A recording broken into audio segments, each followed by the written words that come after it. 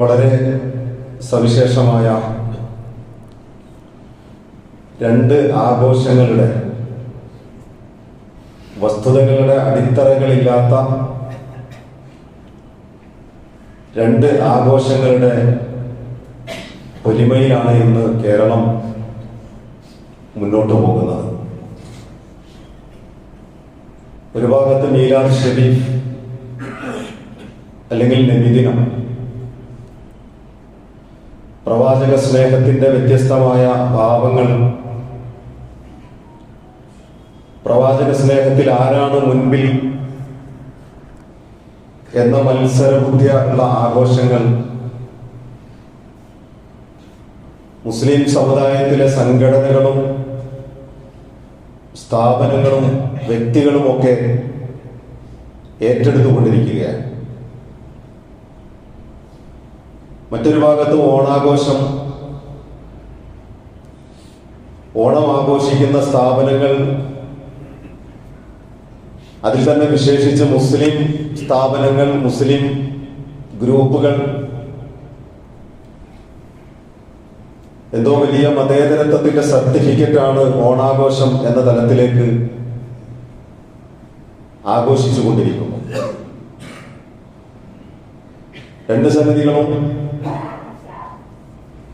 ഞാൻ ആദ്യത്തെ തുടക്കത്തിൽ സൂചിപ്പിച്ചതുപോലെ വസ്തുത വിരുദ്ധമായ കാഴ്ചപ്പാടുകൾക്ക് മേൽ കെട്ടിപ്പടുക്കപ്പെട്ടതാണ്. ഓണം എന്നത് ഒരു മതവിശ്വാസത്തിന്റെ ആരാധന ഭാവമുള്ള ആഘോഷം എന്നതിനേക്കാൾ അതിന് ചില രാഷ്ട്രീയമായ മാനങ്ങളും ചില പൊളിറ്റിക്കൽ കൺസെപ്റ്റുകളുമാണ് അതിന്റെ പിന്നിലുള്ളത് എന്നതാണ് വസ്തുത. ഞാൻ അതിന്റെ വിശദാംശങ്ങളിലേക്ക് പോകുന്നില്ല. വസ്തുതാ വിരുദ്ധം എന്ന് പറഞ്ഞിടത്ത് നിന്നുകൊണ്ട് കഴിഞ്ഞ ദിവസം കണ്ട ഒരു ഫലിതം, മഹാബലി എന്ന ചക്രവർത്തിയും വാമനനും തമ്മിലുള്ള സംഭാഷണത്തിൽ വാമനൻ 3 അടി ഭൂമിയാണ് ആവശ്യപ്പെടുന്നത്. ഒന്നാമത്തെ ചവിട്ടുകൊണ്ട് ഭൂമി അളന്നെടുത്തു, രണ്ടാമത്തെ കാലടി കൊണ്ട് ആകാശം അളന്നെടുത്തു. ആകാശവും ഭൂമിയും കഴിഞ്ഞപ്പോൾ പിന്നെ വാമനന് വേണ്ടി തലകുലിച്ചു കൊടുത്ത മഹാബലിയെ പാതാളത്തിലേക്ക് ചവിട്ടി താഴ്ത്തിയെന്നാണ്. അതാണ് ഐതിഹ്യം, അതാണ് കെട്ടുകഥ. അപ്പൊ ഒന്നാമത്തെ ചവിട്ടടിയിൽ ഭൂമി അളന്നെടുത്തപ്പോ കേരളത്തിന് പുറത്തുള്ള ഭൂമിയിലെ മനുഷ്യരാരും ഇതറിയാതെ പോയി. അതൊരു വലിയ ചിന്തയും സങ്കല്പവുമാണ്. ഭൂമി അളന്നെടുത്തു, ആകാശം അളന്നെടുത്തു, പാതാളത്തിലേക്ക് ചവിട്ടി എന്നൊക്കെ പറയുമ്പോൾ കേരളം മാത്രമല്ലല്ലോ ഭൂമിയായിട്ടുള്ളത്, അല്ലെങ്കിൽ കേരളത്തിന്റെ മുകളിലുള്ള ആകാശം മാത്രമല്ല ആകാശമായിട്ടുള്ളത്.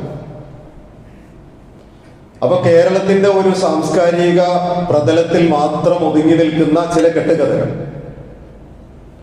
പരശുരാമൻ മഴുവെറിഞ്ഞപ്പോഴാണ് കേരളം ഉണ്ടായത് എന്ന് മുതൽ തുടങ്ങി അത്തരം ഒരുപാട് ഐതിഹ്യങ്ങളിലൂടെ ഈ സമൂഹം കടന്നുപോയിട്ടുണ്ട്. ഇപ്പൊ വസ്തുതകളില്ലാത്ത അല്ലെങ്കിൽ അടിത്തറകളില്ലാത്ത, യാഥാർത്ഥ്യങ്ങളില്ലാത്ത, കേവലം ചില ഭാവനകളിൽ മാത്രം ഒതുങ്ങി നിൽക്കുന്ന ആഘോഷങ്ങളെ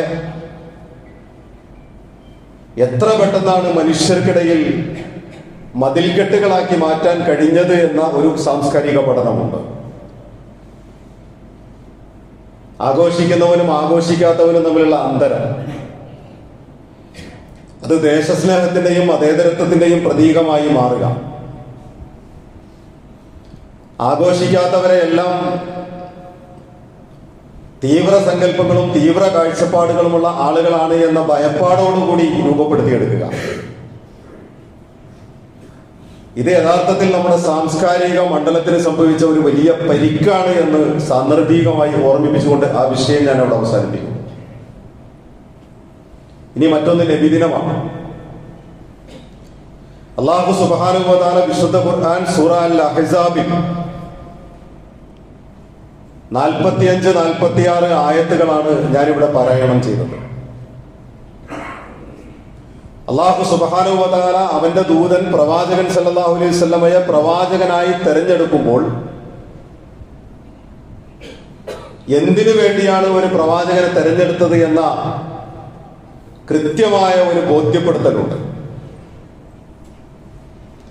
ആ ബോധ്യപ്പെടുത്തൽ യാ അയ്യുഹൻ നബിയ്യ, അല്ലയോ പ്രവാചകരെ, ഇന്നാ അർസൽനാക, ഞാൻ നിന്നെ നിയോഗിച്ചിട്ടുള്ളത് ഷാഹിദൻ വ മുബശ്ശിറൻ വ നദീറ വദാഇയൻ ഇലല്ലാഹി ബിഇദ്നിഹി വ സിറാജൻ മുനീറ. ഗാംഭീര്യമാർന്ന 5 ലക്ഷ്യങ്ങളെ നേടിയെടുക്കണം എന്നതാണ് നിന്റെ നിയോഗത്തിന്റെ ദൗത്യം. കേവലം ഒരു പ്രവാചകനെ നിയോഗിച്ചയക്കുകയല്ല അല്ലാഹു സുബ്ഹാനഹു വ തആല ചെയ്തത്. നമ്മൾ ആലോചിച്ച് നോക്കൂ, ആ പ്രവാചകൻ മനുഷ്യരാശിയെ നേർമാർഗത്തിലേക്ക് നയിക്കാൻ, ഞാനും നിങ്ങളുമൊക്കെ ഹിദായത്ത് എന്ന് പറയുന്ന, ഞാൻ മുമ്പ് പറഞ്ഞിട്ടുണ്ട്, മഹാസൗഭാഗ്യത്തിന്റെ ഉടമകളാണ്. മഹാസൗഭാഗ്യത്തിന്റെ ഉടമകൾ എത്രത്തോളം എന്ന് വെച്ചാൽ നമ്മൾ ആലോചിച്ച് നോക്കിയിട്ടുണ്ടോ? ജബലുന്നൂറിന്റെ മുകളിൽ ഹിറാ ഗുഹയിൽ വെച്ച് അള്ളാഹുവിന്റെ റസൂൽ സല്ലല്ലാഹു അലൈഹി വസല്ലമക്ക് ആദ്യമായി ഇഖ്റാ ബിസ്മി റബ്ബിക്കല്ലദീ ഖലഖ് എന്ന വിശുദ്ധ ഖുർആനിന്റെ സൂക്തങ്ങൾ അവതരിച്ചു. പക്ഷേ പ്രവാചകൻ അറിയില്ല ഞാനൊരു പ്രവാചകനായിരിക്കുന്നു. പ്രവാചകൻ അറിയില്ല എന്റെ മുമ്പിൽ വന്നത് ജിബ്രീലാണ്. പ്രവാചകൻ അറിയില്ല ഞാനിപ്പോൾ പാരായണം ചെയ്ത് കേട്ടത് വിശുദ്ധ ഖുർആനിന്റെ തൗഹീദിന്റെ ഈരടികളാണ് എന്ന് പ്രവാചകൻ സല്ലല്ലാഹു അലൈഹി വസല്ലമക്ക് മനസ്സിലായിട്ടില്ല. ആരാണ് പ്രവാചകനോട് പറഞ്ഞു കൊടുത്തത്? വറഖത്ത് ബിൻ നൗഫൽ എന്ന് പറയുന്ന ജൂത പുരോഹിതനാണ്. ഖദീജ റളിയല്ലാഹു അൻഹയുടെ കുടുംബത്തിൽപ്പെട്ട, ഖദീജ റളിയല്ലാഹു അൻഹയുടെ മച്ചുനിയൻ എന്നൊക്കെ വിളിക്കാവുന്ന ജൂത പുരോഹിതനാണ് പറഞ്ഞു കൊടുക്കുന്നത്, മുഹമ്മദ്, താങ്കൾക്ക് മുമ്പിൽ വന്നിട്ടുള്ളത് ഗബ്രിയേൽ മാലാഖയാണ്, ജിബ്രീൽ എന്ന് പറയുന്ന മലക്കാണ്. താങ്കൾക്ക് അവതരിപ്പിക്കപ്പെട്ടിട്ടുള്ളത് വേദഗ്രന്ഥമാണ്. താങ്കൾ അല്ലാഹുവിന്റെ പ്രവാചകനായി തിരഞ്ഞെടുക്കപ്പെട്ടിരിക്കുന്നു. എന്നിട്ട് അദ്ദേഹം ഒരു ഓഫർ കൊടുത്തത് എന്താണെന്നറിയോ? ഭാവിയിൽ നിന്റെ നാട്ടിലെ ജനത നിന്നെ ആട്ടിയോടിക്കുന്ന ഒരു കാലമുണ്ടാകും. നീ ഇപ്പോൾ സുഖമായി വസിച്ചുകൊണ്ടിരിക്കുന്ന, എല്ലാവരാലും ബഹുമാനിക്കപ്പെട്ടുകൊണ്ടിരിക്കുന്ന, എല്ലാവരാലും ആദരിക്കപ്പെട്ടുകൊണ്ടിരിക്കുന്ന ഈ മക്കയിൽ നിന്ന് നീ ആട്ടിയോടിക്കപ്പെടുന്ന ഒരു കാലമുണ്ടാകും.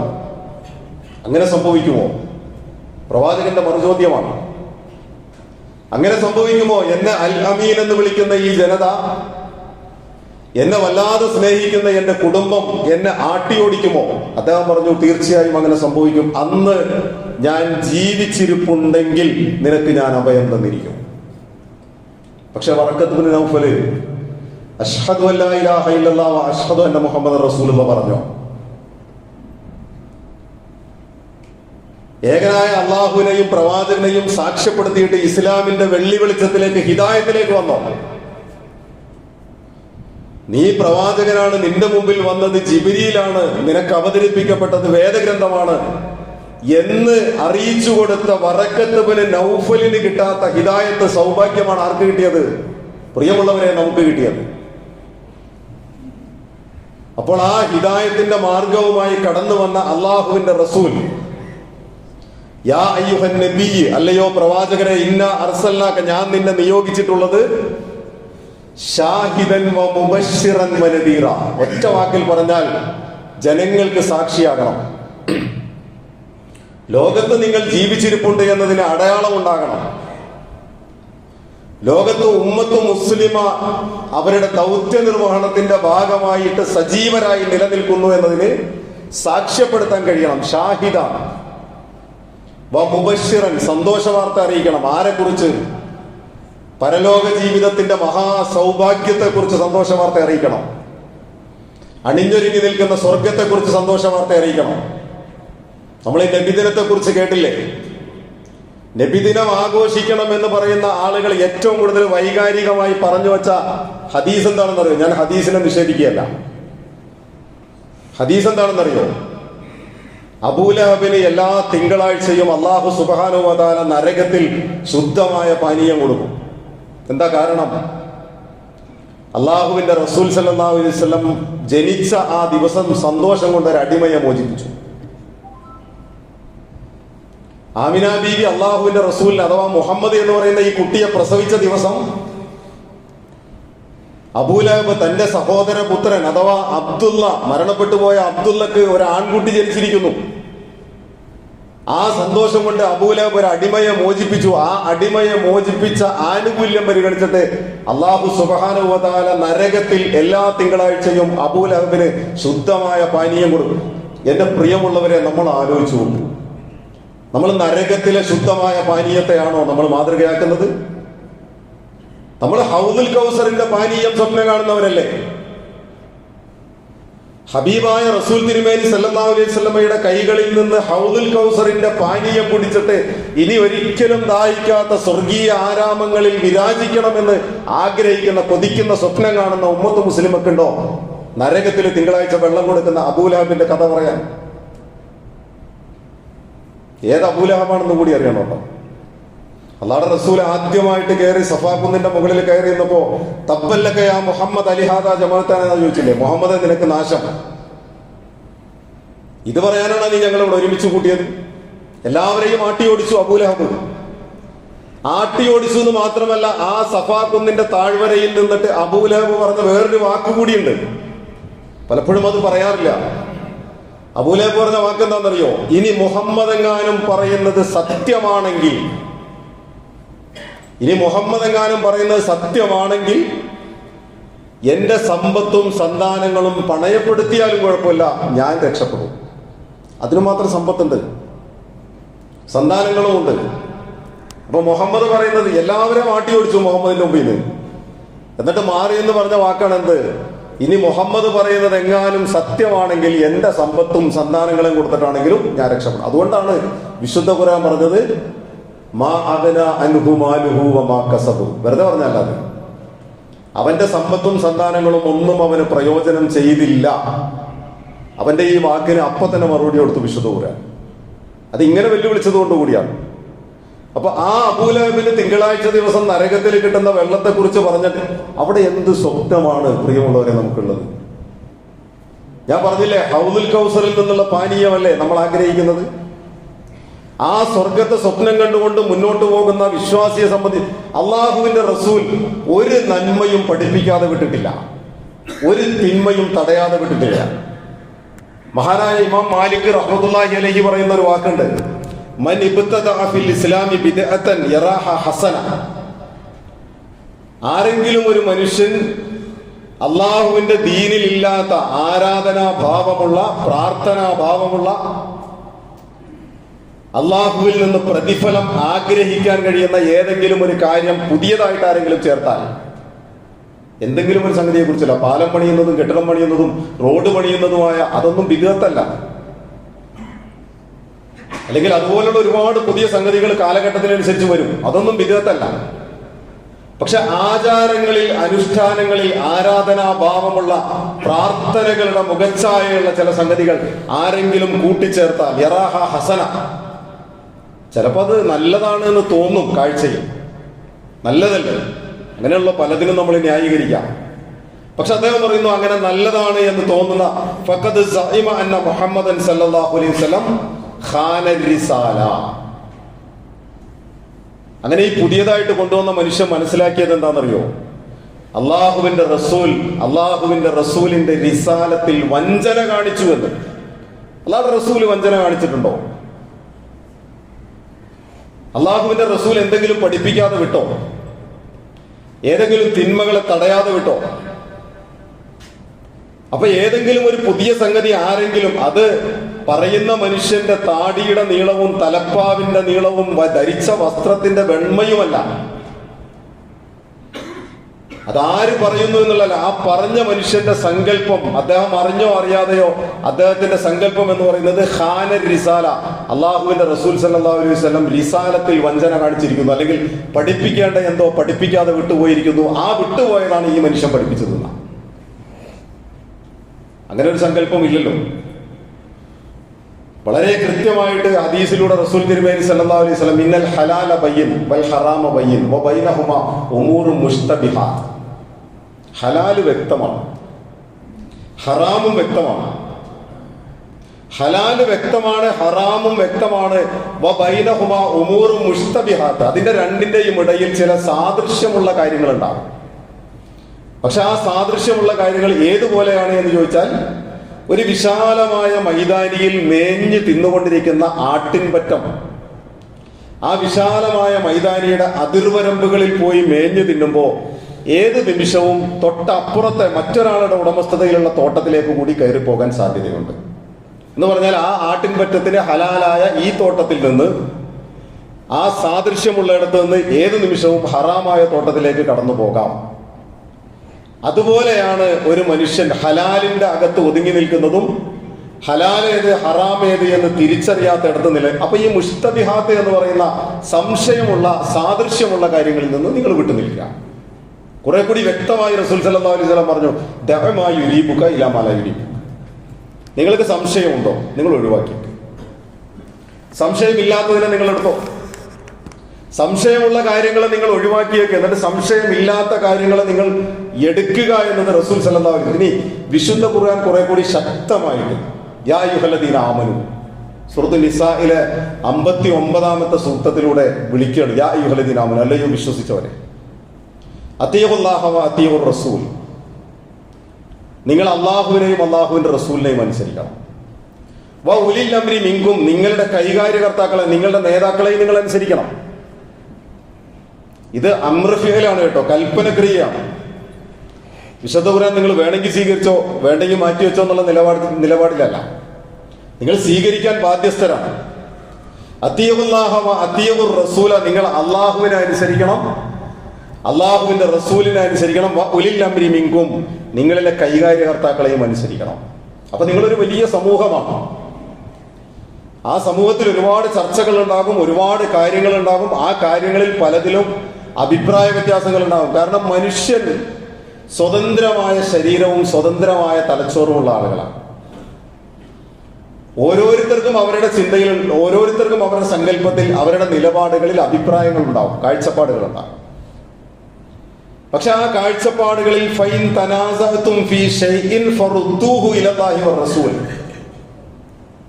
നിങ്ങൾക്ക് അഭിപ്രായ വ്യത്യാസം ഉണ്ടായാൽ, ഫൈൻ തനാസഅതും ഫീ ഷൈഇൻ, നിങ്ങൾക്ക് അഭിപ്രായ വ്യത്യാസമുണ്ടോ എങ്കിൽ ഫറുദ്ദൂഹു, നിങ്ങൾ മടക്കേണ്ടത് എവിടേക്കാണ്? നിങ്ങളുടെ നേതാക്കന്മാരിലേക്കല്ല, നിങ്ങൾ മടക്കേണ്ടത് നിങ്ങളുടെ സംഘടനയിലേക്കല്ല, നിങ്ങൾ മടക്കേണ്ടത് നിങ്ങളെ കൊണ്ടുപോയി പടുകുഴിയിൽ ചാടിച്ചേക്കാവുന്ന ഏതെങ്കിലും വേഷധാരികളുടെ അടുത്തേക്കുമല്ല. നിങ്ങൾ മടക്കേണ്ടത് ഫറുദ്ദൂഹു ഇലല്ലാഹി വറസൂൽ, അള്ളാഹുവിലേക്കും റസൂൽ. അതാണ് അവസാന വാക്ക്. അള്ളാഹുവിലേക്കും റസൂലിലേക്കും നിങ്ങൾ മടക്കണം. അള്ളാഹുവിലേക്കും റസൂലിലേക്കും നിങ്ങൾ അള്ളാഹുവിന്റെ റസൂൽ പഠിപ്പിച്ചിട്ടുണ്ടോ? അള്ളാഹു പഠിപ്പിച്ചിട്ടുണ്ടോ? എങ്കിൽ അതെന്റെ ജീവിതത്തിൽ ഉണ്ടാകണം. അള്ളാഹുവും അള്ളാഹുവിന്റെ റസൂലും പഠിപ്പിച്ചിട്ടില്ലേ എങ്കിൽ പിന്നെ ഞാൻ എന്തിനതിന്റെ പുറകെ നടന്ന് സമയം കളയണം? എനിക്ക് ഹൗദുൽ കൗസറിന്റെ പാനീയം കിട്ടാവുന്ന മാർഗം ഏത് എന്ന് ഞാൻ വേറെ പറയാം. അത് അള്ളാഹുവും റസൂലും എന്നെ പഠിപ്പിച്ചിട്ടുണ്ടല്ലോ. അപ്പോൾ പിന്നെ ഞാൻ പ്രവേശിക്കേണ്ടത് ആ വഴിയിലേക്കാണ്. ഇനി അള്ളാഹുവിലേക്കും അള്ളാഹുവിന്റെ റസൂലിലേക്കും മടക്കുക എന്ന് പറയുന്നത് ഇൻ കുന്തും തുഅ്മിനൂന ബില്ലാഹി വൽ യൗമിൽ ആഖിർ, നിങ്ങൾ അള്ളാഹുവിലും അന്ത്യദിനത്തിലും വിശ്വസിക്കുന്നുവെങ്കിൽ നിങ്ങളുടെ ബാധ്യത അതാണ്. അള്ളാഹുവിലും അന്ത്യദിനത്തിലും വിശ്വസിക്കുന്നില്ലെങ്കിൽ പിന്നെ ഏത് വഴിക്കും പോകട്ടോ. നിങ്ങൾക്ക് അള്ളാഹുവിൽ വിശ്വാസമില്ലേ, അന്ത്യദിനത്തിൽ വിശ്വാസമില്ലേ, അത് അപ്പോഴല്ലേ വരുമ്പോ കാണാം എന്നതാണെങ്കിൽ പിന്നെ നിങ്ങൾക്ക് നിങ്ങളുടെ വഴിയെ പോകാം. നിങ്ങൾക്ക് നിങ്ങളുടെ സങ്കല്പങ്ങളെ മുറുകെ പിടിച്ച് ഇരുമ്പുലക്ക നയവുമായിട്ടിരിക്കാം. ഞാൻ പിടിച്ച മുയലിന്റെ 3 കൊമ്പും നോക്കിയിരിക്കാം, ഒരു കുഴപ്പമില്ല. കാരണം എന്താ? അള്ളാഹുവിലും വിശ്വാസമില്ല, അന്ത്യദിനത്തിലും വിശ്വാസമില്ല. പക്ഷെ അള്ളാഹുവിലും അന്ത്യദിനത്തിലും വിശ്വസിക്കുന്നുണ്ടെങ്കിൽ അഭിപ്രായാന്തരമുള്ള കാര്യങ്ങൾ, അത് നബിദിനം മാത്രമൊന്നുമല്ല, ഏത് വിഷയമായിക്കോട്ടെ, ഇനി മൗലൂദോ റാത്തീബോ ഇനി അതിനോട് കൂട്ടിച്ചേർക്കാവുന്ന സകലമാന സംഗതികളെ കൂട്ടിച്ചേർത്തോളൂ. നിങ്ങൾക്ക് അഭിപ്രായ വ്യത്യാസമുണ്ടോ? ഉണ്ടെങ്കിൽ നിങ്ങൾ മടക്കുക അള്ളാഹുവിലേക്കും അള്ളാഹുവിന്റെ റസൂലിലേക്കും. വേറെ ആരിലേക്കാണ് മടക്കേണ്ടത്? നേതാക്കന്മാരിലേക്കാണോ? നേതാക്കന്മാരിലേക്ക് മടക്കാൻ ഖുർആൻ പറഞ്ഞിട്ടില്ല.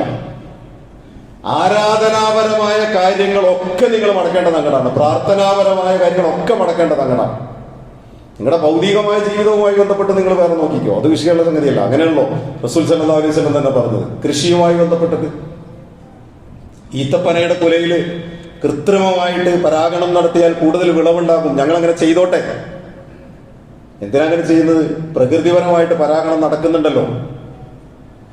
പ്രവാചകൻ സല്ലല്ലാഹു അലൈഹി വസല്ലം ആദ്യം മറുപടി പറഞ്ഞത് അങ്ങനെയാണ്. അപ്പൊ സഹാബിയോട് പറഞ്ഞു, അല്ല റസൂലെ, ഇങ്ങനെ കൃത്രിമമായി പരാഗണം നടത്തിയാൽ, ആ പൂമ്പൊടി അപ്പുറത്ത് നിന്നെടുത്ത് ഇപ്പുറത്ത് കൊണ്ടുവന്ന് കൃത്രിമമായി പരാഗണം നടത്തിയാൽ വിളവ് കൂടുതൽ കിട്ടുന്നുണ്ട്. ഓക്കെ, അൻതുമുൽ അഅലമു ഫീ ഉമൂരി ദുനിയാക്കും, നിങ്ങളുടെ ദുനിയാവിന്റെ കാര്യം നിങ്ങൾക്കാണ് കൂടുതൽ അറിയാം, അത് നിങ്ങൾ തീരുമാനിച്ചോളൂ. നിങ്ങളുടെ ദുനിയാവിന്റെ കാര്യം നിങ്ങൾക്കാണ് കൂടുതൽ അറിയാം, അത് നിങ്ങൾ തീരുമാനിച്ചോളൂ. പക്ഷെ ദീനിന്റെ കാര്യം ആർക്കറിയാം? അത് അള്ളാഹുവിനാണ് അറിയാം. അതുകൊണ്ടാണ് വിശുദ്ധ ഖുർആൻ സൂറത്തുൽ ഹുജറാത്തിന്റെ അവസാന ഭാഗത്ത് എന്ത് പറഞ്ഞത്? നിങ്ങളുടെ ദീനിനെ നിങ്ങൾ അള്ളാഹനെ പഠിപ്പിക്കാൻ പറ്റണ്ട. അള്ളാഹ് ഒരു ദീൻ അവതരിപ്പിച്ചിട്ടുണ്ട്. അള്ളാഹു അവതരിപ്പിച്ച ദീൻ വിശ്വാസികൾക്ക്, മനുഷ്യ സമൂഹത്തിന് നേർമാർഗം കാണിച്ചുകൊണ്ട് പരലോക ജീവിതത്തിൽ വിജയിക്കാനുള്ള ദീനാണ്. ആ ദീൻ നിങ്ങൾ ഏറ്റെടുക്കുക എന്നല്ലാതെ നിങ്ങളുടെ കാഴ്ചപ്പാടുള്ള ഒരു ദീൻ നിങ്ങൾ അള്ളാഹനെ പഠിപ്പിക്കാൻ വേണ്ടിയിട്ട് രംഗത്ത് വരണ്ട എന്ന് വിശുദ്ധ ഖുർആൻ. അതുകൊണ്ട് നിങ്ങൾ അള്ളാഹുവിൽ മിൻകുന്തും തുഅ്മിനൂന ബില്ലാഹി വൽ യൗമിൽ ആഖിർ ദാലിക ഖൈറും വഅഹ്സനു തഅ്വീല, അതാണ് ഏറ്റവും ഉത്തമവും കാര്യങ്ങളുടെ വ്യക്തതയും. നിങ്ങൾ അള്ളാഹുവിലേക്കും അള്ളാഹുവിന്റെ റസൂലിലേക്കും മടങ്ങുക. ഇനി നമ്മൾ ആലോചിച്ച് നോക്കൂ, ഏറ്റവും നല്ല പ്രവാചക സ്നേഹത്തിന്റെ, ഞാൻ പറയാം, ഉമ്മത്ത് മുസ്ലിമയെ മൊത്തം പഠിപ്പിക്കേണ്ട ഒരു ചരിത്രമുണ്ട്. ഉമ്മത്ത് മുസ്ലിമയെ മൊത്തം പഠിപ്പിക്കേണ്ട ഒരു, ആ ഒരൊറ്റ ചരിത്രത്തില് പ്രവാചക സ്നേഹത്തിന്റെ വൈകാരികവും ബുദ്ധിപരവുമായ ഇടപെടലുണ്ട്.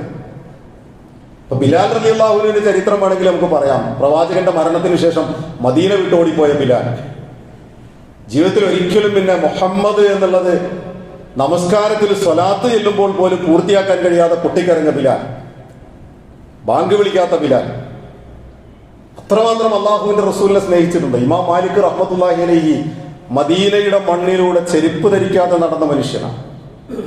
അദ്ദേഹം പറഞ്ഞ, അള്ളാഹുടെ റസൂല് നടന്ന മണ്ണിൽ ചെരുപ്പ് ധരിച്ച് നടക്കാൻ എനിക്ക് കഴിയില്ല. അള്ളാഹുടെ റസൂല് നടന്നിരുന്ന, കയറി യാത്ര ചെയ്തിരുന്ന കസ്വാ എന്ന് പറയുന്ന പെണ്ണൊട്ടകത്തെ കുറിച്ച് പോലും ചരിത്രമാണ്. എങ്ങനെ? കസ്വാ എന്ന് പറയുന്ന പെണ്ണൊട്ടകം അള്ളാഹുവിന്റെ റസൂലിന്റെ വഫാത്തിന് ശേഷം ആ കസ്വാ എന്ന് പറയുന്ന പെണ്ണൊട്ടകം പിന്നെ ഒരൊറ്റ മനുഷ്യരോടും ഇണങ്ങിയിട്ടില്ല. കരഞ്ഞ് കരഞ്ഞ് നടന്നുകൊണ്ടേയിരുന്നു. കരഞ്ഞ് കരഞ്ഞ് കണ്ണിന്റെ കാഴ്ച നഷ്ടപ്പെട്ട് അലഞ്ഞു തിരിഞ്ഞ് മരിച്ചു വീഴുവോളം തന്റെ പുറത്തിരിക്കാൻ ഇനി ഹബീബായ റസൂലില്ല. കസ്വാ എന്ന് പറയുന്ന പെണ്ണൊട്ടകം പോലും അത്രമാത്രം അള്ളാഹുവിന്റെ റസൂലിനെ സ്നേഹിച്ചിരുന്നു. അതൊക്കെ വൈകാരികമാണ്. വൈകാരികവും ബുദ്ധിപരവുമായ സ്നേഹം എന്ന് പറഞ്ഞാൽ ഒരുപാട് ആവർത്തി എന്റെ സഹോദരങ്ങളുടെ മുമ്പിൽ ഞാൻ പറഞ്ഞ ഒരു ചരിത്രമുണ്ട്, വളരെ പ്രസക്തമാണ്, ഇനിയും പറയും. സൗബാൻ എന്ന് പറയുന്ന സഹാബി അള്ളാഹുവിന്റെ റസൂലിന്റെ സദസ്സിലേക്ക് കടന്നു വന്നപ്പോ റസൂൽ തിരുമേനി സല്ലല്ലാഹു അലൈഹി വസല്ലം ചോദിച്ചൊരു ചോദ്യമുണ്ട്. സൗബാൻ, നിന്റെ ശരീരം ക്ഷീണിച്ചിരിക്കുന്നു, നിന്റെ ഭാരം കുറഞ്ഞിരിക്കുന്നു, നീ മെലിഞ്ഞിരിക്കുന്നു. നല്ല തടിച്ച മനുഷ്യനാണ്, പക്ഷെ നീ മെലിഞ്ഞു പോയിരിക്കുന്നു, എന്ത് പറ്റിയെന്ന് ചോദിച്ചപ്പോ, അസുഖമുണ്ടോ? ഇല്ല. ഭക്ഷണം കഴിക്കുന്നില്ലേ? ഉണ്ട്, കഴിക്കുന്നുണ്ട്. പിന്നെ എന്ത് പറ്റി? എനിക്ക് പേടിയാണ് റസൂലെ, കുറച്ച് ദിവസങ്ങളായി എനിക്ക് വല്ലാത്ത പേടിയാണ്. എന്താണ് പേടി? എനിക്ക് ജീവിതത്തിലെ ഏറ്റവും ഇഷ്ടപ്പെട്ട കാര്യം അല്ലാഹുവിന്റെ റസൂലെ, എനിക്ക് താങ്കളെ കണ്ടുകൊണ്ടിരിക്കുന്നതാണ്, താങ്കളുടെ വാക്കുകൾ ഇങ്ങനെ കേട്ടുകൊണ്ടിരിക്കുന്നതാണ്. പക്ഷെ ഇപ്പോൾ ഞാൻ ഭയപ്പെടുന്നത്, ഞാനെങ്ങാനും മരണപ്പെട്ടാൽ സ്വർഗം കിട്ടുമോ എന്ന് എനിക്കറിയില്ല. കിട്ടിയാൽ ഞാനുണ്ടാവുക സ്വർഗത്തിന്റെ ഏതെങ്കിലും ഒരു താഴെത്തട്ടിൽ, താങ്കൾ ഉണ്ടാവുക സ്വർഗത്തിന്റെ ഏറ്റവും ഉന്നതമായ ജന്നാത്തുൽ ഫിർദൗസ് എന്ന് പറയുന്ന അംബിയാ മുർസലീങ്ങളുടെ ശ്രേണിയിലല്ലേ. പിന്നെ എനിക്ക് കാണാൻ കഴിയുമോ എന്നുള്ള പേടിയാണ്. ആ സ്നേഹത്തിന്റെ ആഴമൊന്ന് ഓർത്തു നോക്കൂ.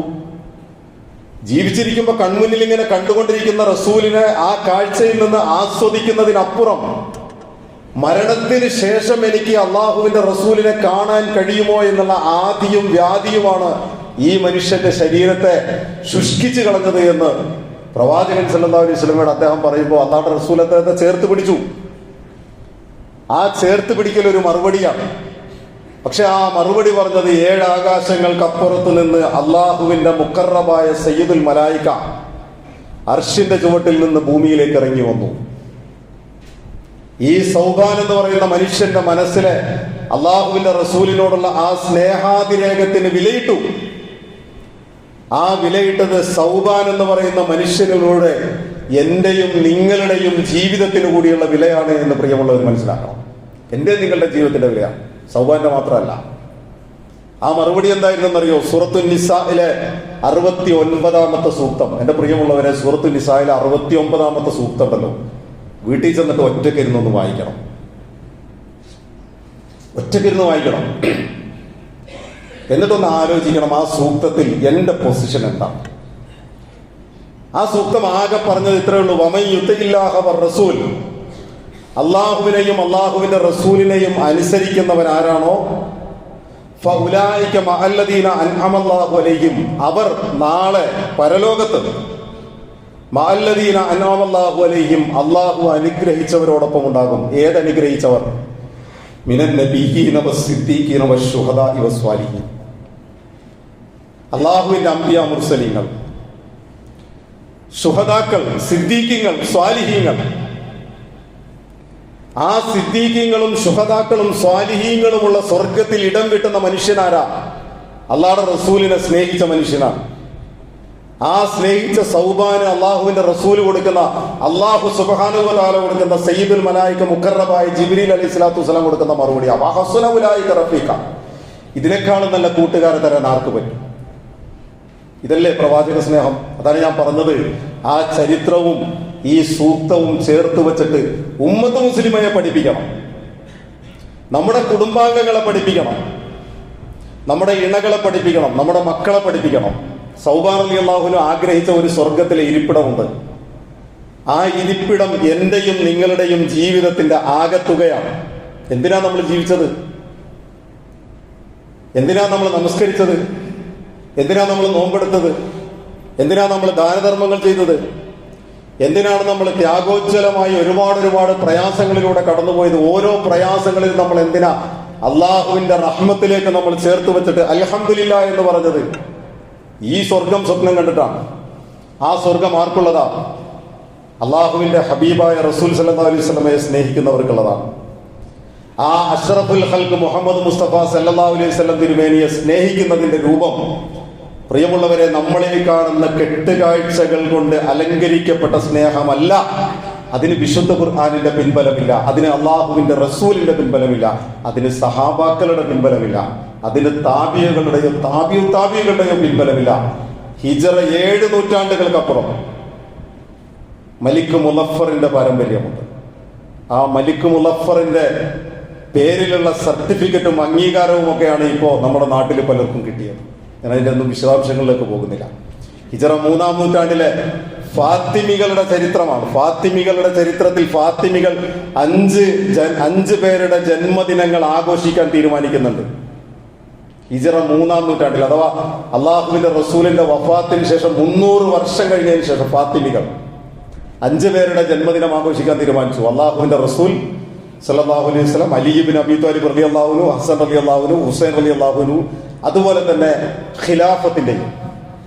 അങ്ങനെയാണ് കയറി വന്നത്. അതാണ് അതിന്റെ ചരിത്രം. അത് നമുക്ക് പിൻബലമുള്ള ചരിത്രമല്ല. അള്ളാഹുവും അള്ളാഹുവിന്റെ റസൂലും ഇങ്ങനെയാണ്. വിശുദ്ധ ഖുർആൻ ഇങ്ങനെയാണ്. നിങ്ങൾക്ക് സംശയമുണ്ടോ? നിങ്ങൾക്ക് അഭിപ്രായ വ്യത്യാസമുണ്ടോ? ഫറുദ്ദൂഹു ഇലല്ലാഹി വറസൂൽ. എത്ര മനോഹരമാണ്! നിങ്ങൾ അള്ളാഹുവിലേക്കും അള്ളാഹുവിന്റെ റസൂലിലേക്കും മടക്കിക്കോളൂ. നിങ്ങൾ ഈ ഗുണം അതിന്റെ പുറകെ പോകണ്ട. അത്രേ ഉള്ളൂ വിശുദ്ധ ഖുർആന്റെ നിലപാട്. പ്രിയമുള്ളവരെ, അള്ളാഹു സുബ്ഹാനഹു വ തആല കാര്യങ്ങളെ മനസ്സിലാക്കാൻ ഏറ്റവും മനോഹരമായ രീതിയിൽ അള്ളാഹുവിന്റെ ദീനിനെ ഉൾക്കൊള്ളാൻ, തഖ്വയുടെ മനോഹരമായ വസ്ത്രം കൊണ്ട് അലങ്കരിച്ച് റബ്ബിനെ കണ്ടുമുട്ടാൻ കഴിയുന്ന ആളുകളുടെ കൂട്ടത്തിൽ നമ്മെ എല്ലാവരെയും ഉൾപ്പെടുത്തി അനുഗ്രഹിക്കുമാറാകട്ടെ.